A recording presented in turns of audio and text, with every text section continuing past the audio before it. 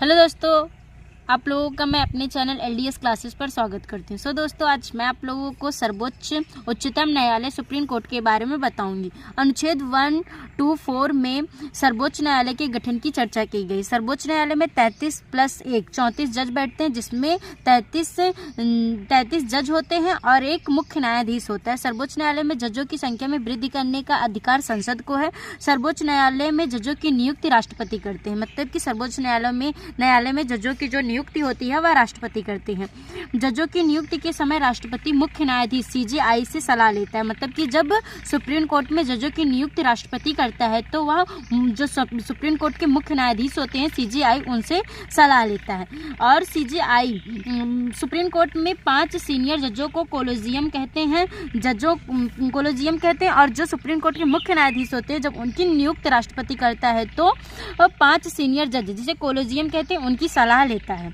जजों को हटाने के लिए महाभियोग जैसी प्रक्रिया लाई जाती है। अब तक किसी भी जज को महाभियोग प्रक्रिया द्वारा हटाया नहीं गया है, मतलब कि जजों को हटाने के लिए महाभियोग जैसी प्रक्रिया लाई जाती है।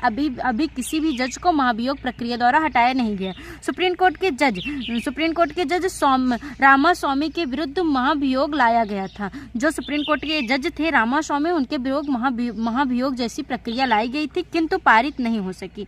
सुप्रीम कोर्ट के जज 65 वर्ष तक अपने पद पर कार्यरत रहते हैं। जो सुप्रीम कोर्ट के जज होते हैं वह 65 साल तक अपने पद पर कार्य करते हैं।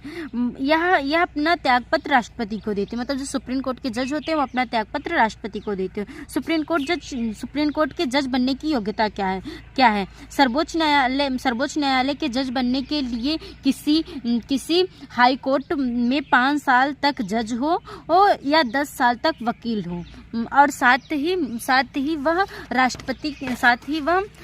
राष्ट्रपति के नज़र में कानून का अच्छा जानकार होना चाहिए। मतलब कि सुप्रीम कोर्ट का जज बनने के लिए 5 साल तक वह हाई कोर्ट में जज हो या 10 साल तक वकील हो, और साथ ही राष्ट्रपति के नज़रिए में अच्छा कानून का जानकार होना चाहिए। और अनुच्छेद 125 जजों का वेतन केंद्र के संचित निधि से वेतन दिया जाता है, इसमें कटौती नहीं की जा सकती। मतलब जो सुप्रीम कोर्ट के जज होते हैं उनका वेतन केंद्र के संचित निधि से दिया जाता है और उनके वेतन में कटौती नहीं की जा सकती है। मुख्य न्यायाधीश CJI होते हैं उनको 2,80,000 रुपये तथा अन्य न्यायाधीशों को 2,50,000 वेतन दिया जाता है।